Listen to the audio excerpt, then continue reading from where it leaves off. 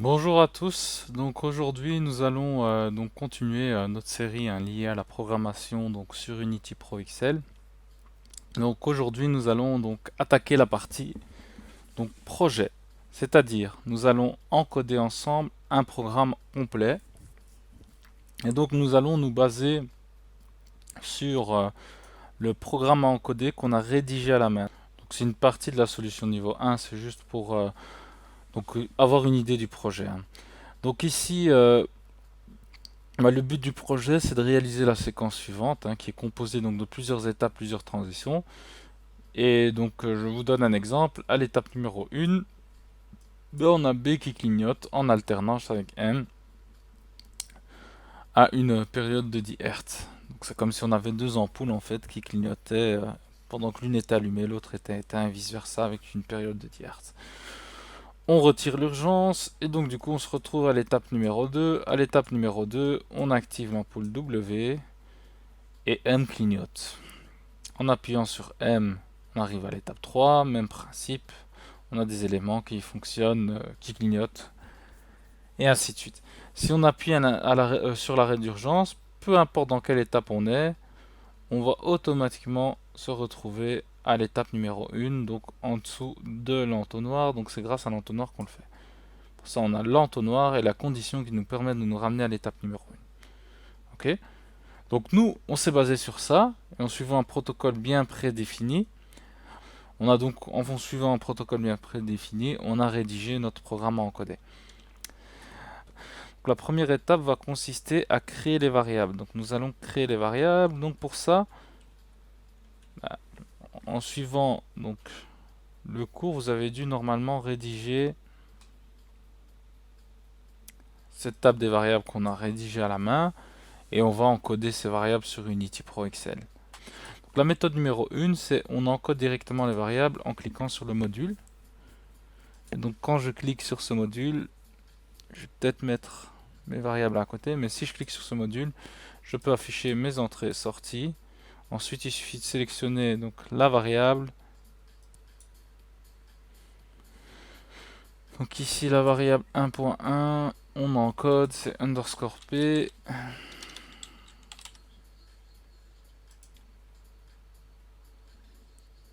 Ensuite, on voit qu'en Q021, c'est O.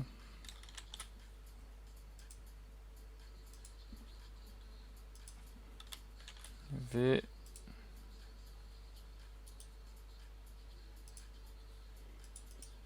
Attaque au module numéro 2. Même principe, je clique ici, objet entrée-sortie.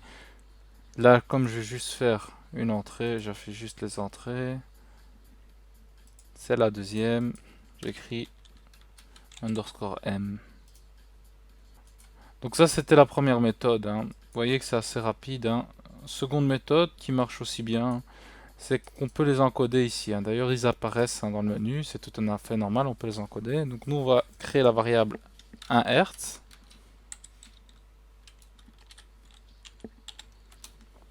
Cette variable 1 Hz, ben là, on l'a créée, mais elle passe pas de 0 à 1 avec une fréquence de 1 Hz. Donc ce qu'il va falloir la faire, c'est de lier à une mémoire interne de la CPU qui, elle passe de 0 à 1 Hz. Donc ça veut dire quoi passer de 0 à 1 à 1 Hz? C'est tout simplement, vous imaginez votre voiture, quand vous activez le clignotant, vous avez une petite lumière qui s'allume et qui s'éteint. Ben, c'est ça, ben, elle s'allume et elle s'éteint à une certaine fréquence en fait. Donc voilà. Ici je crée ma seconde variable, %S5, qui correspond à 10 Hz du coup. Donc ça c'est dans le manuel, hein, de Unity, ils vous disent que si vous voulez utiliser du 10 Hz, ben vous tapez %S6. Puis le nom ici, vous pouvez mettre ce que vous voulez en fait. Vous voyez aussi la différence, hein. Pour les autres variables, c'était des iboules, là c'est des boules. On peut éventuellement compiler, hein, donc ce que je vous conseille de faire. Maintenant, on va passer à l'étape suivante, hein, donc du cours. Donc l'étape suivante, c'est d'encoder donc les sections. Donc, pour ça, vous allez aller directement dans Mast. Donc les sections, c'est en gros où va se situer votre programme en fait, hein. Donc ici, nouvelle unité, nouvelle section, pardon. Dans nouvelle section, vous tapez SFC Manager. vous mettez le langage de programmation. Donc c'est du FBD. Il faut d'abord toutes les créer, hein. Nouvelle section, SFC Project. Là, on a du SFC. Finalement, nouvelle section, Order Manager.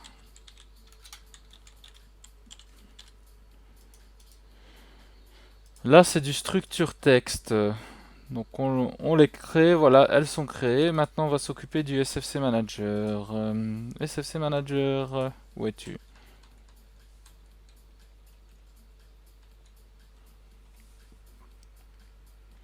Donc, le SFC Manager joue le rôle de l'entonnoir, en fait, dans la programmation.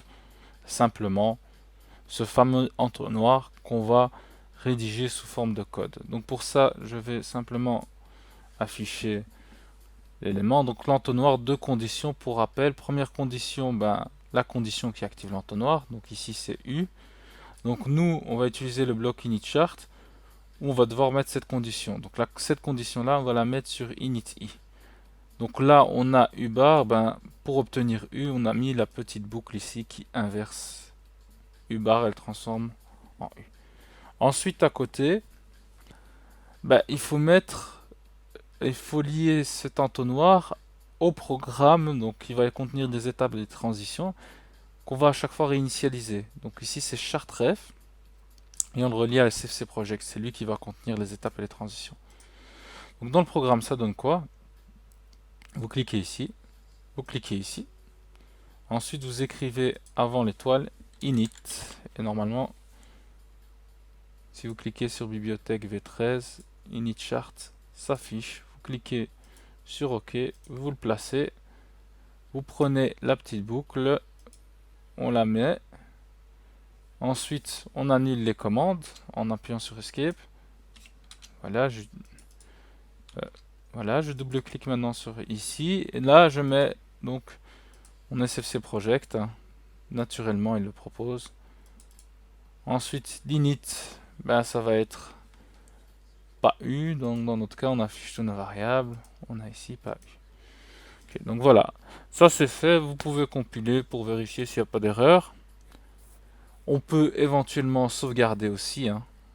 Donc faites-le. Finalement, on arrive à l'étape suivante. L'étape suivante, c'est le chart. Ici, le CFC Project, pardon. Donc là, je vais directement vous montrer le programme encodé qu'on a rédigé et comment on le fait, et comment on l'applique.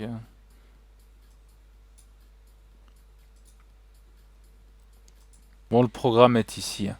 En fait, l'idée, et ça c'est le protocole, hein, donc on a créé, je ferai peut-être une vidéo, hein.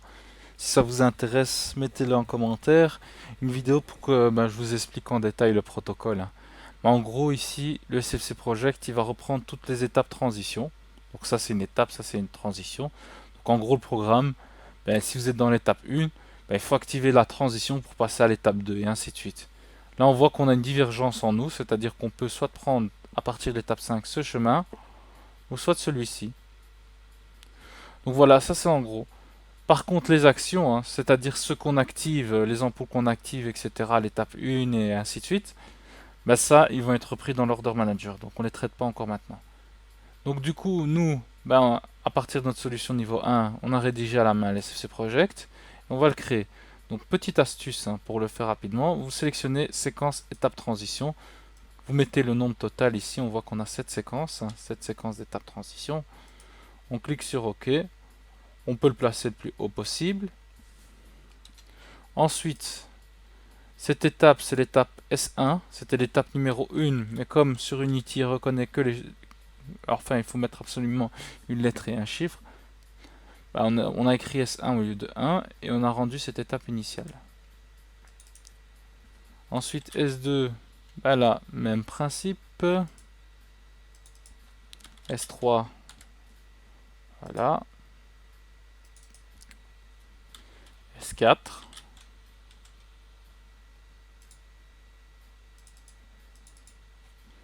S5. S6, S7. Voilà. C'est fait. Maintenant ici, notre divergence en nous, on n'a pas encore créé. C'est pas grave, on va cliquer dessus. Elle est en dessous de S5. Donc là, on voit qu'elle est en dessous de S5. Donc du coup, nous, on va la mettre en dessous de S5. Elle a été mise. Le souci, j'aimerais bien moi remonter de ce côté. Donc je la mets comme ça. Vous voyez que je peux régler la taille ici. Je peux mettre plusieurs divergences en nous. Puis là, je vais utiliser mon fil, votre lasso. Et vous venez vous fixer ici. Donc en cliquant, ça permet de faire les angles, hein, donc c'est intéressant à savoir. Ici, ben, vous allez de ce côté-là et on voit que on doit remonter jusqu'à au-dessus de S5, donc on le fait. Ça colle direct, hein. On annule la commande, maintenant on va s'occuper des transitions. Donc là, on doit mettre la transition pas U, donc variable booléenne, pas U, on l'a directement. Là, on vient chercher M, on la place. Par contre, ici, on a besoin de notre P et on remarque qu'en regardant dans nos variables, on n'a pas notre P. Donc, on va pas créer la variable notre P parce qu'on a la variable P. On va juste inverser la variable P, faire en sorte qu'elle fasse l'inverse de P. Automatiquement, donc, il écrit notre P pour indiquer qu'elle fait l'inverse. Là, c'est P, hein, donc on rajoute P. Par contre, ici, on voit que on a deux conditions de transition. Donc là, Unity ne gère pas ça. On va devoir donc créer un programme qui contient deux conditions de transition. On double-clique sur la transition, hein. Ici, on va cliquer sur section de transition et là, on écrit le nom du programme. Donc, on peut mettre le programme, c'est une transition, hein, de l'étape 5 finalement vers l'étape 3. Vous remarquerez que je suis ce que j'ai écrit dans mon programme. Le langage, ben, j'ai le choix. Je choisis structure texte. C'est l'un des langages qui est le plus adapté pour ça. Et dedans, j'écris mon programme. Donc, c'est M. Donc, c'est la condition. Donc, c'est M. Et la variable pas A. Donc, l'inconvénient, entre guillemets, du structure texte, c'est qu'on ne va pas sélectionner les variables, on les écrit. Donc, si on ne connaît pas bien nos variables, on risque d'oublier. Donc, l'une des raisons c'est l'une des raisons pour laquelle il faut absolument rédiger le programme encodé à la main. Une fois que c'est fait, on s'occupe de l'autre transition. Section de transition, T5 vers 6 en structure texte. Et là, le code, c'est... on n'a pas la variable mbar, donc c'est not underscore m. And on n'a pas la variable a, donc c'est not la variable a bar, donc la variable pas a.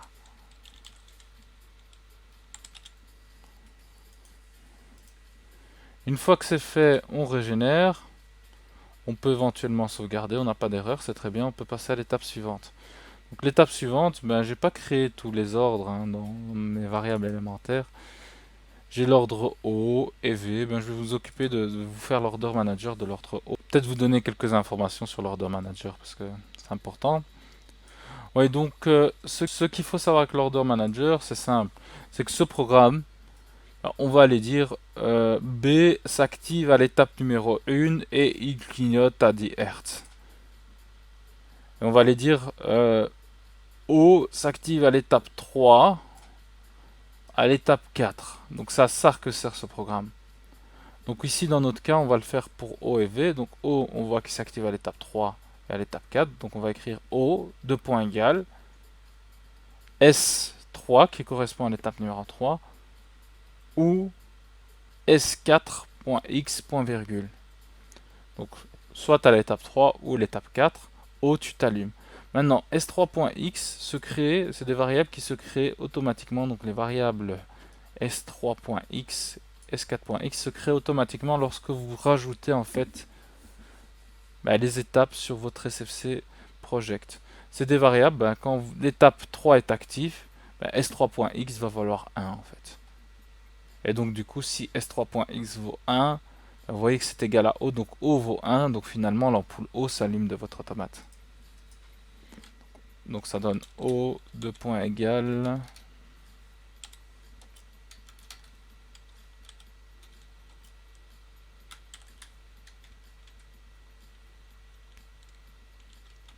S3.x ou s4.x, point virgule. V, même principe, de point égal s6.x ou s7.x, point virgule. Donc une fois que vous avez fait ça, ben vous le faites vous pour l'ensemble du programme. Vous enregistrez, vous cliquez, et là c'est parti. Donc à partir de là, vous avez votre programme qui est fait, mais il va falloir créer une table d'animation. Donc on va créer une table d'animation. La table d'animation, c'est une table que vous allez utiliser lorsque vous allez simuler le programme. Donc à quoi elle va servir? Ben, elle va servir à vérifier que si vous êtes, quand vous êtes dans l'étape 1, ben, que B s'active comme il faut, que M s'active comme il faut, c'est-à-dire qu'il clignote. Et lorsque vous allez vouloir activer UBAR, vous allez vérifier que vous passez réellement à l'étape 2. C'est à ça que va servir la simulation. À l'étape 2, dans la simulation, W va être allumé et M va clignoter. Donc c'est finalement ça que vous allez vérifier, mais pour chacune des étapes pour valider votre programme. Donc pour pouvoir faire ça, comme vous allez utiliser le simulateur, vous allez devoir mettre toutes les variables d'entrée. Donc je le fais exprès d'étape par étape. Ensuite, les variables de sortie.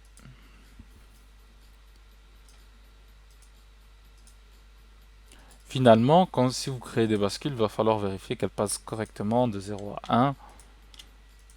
Donc vous allez les mettre aussi. Donc voilà.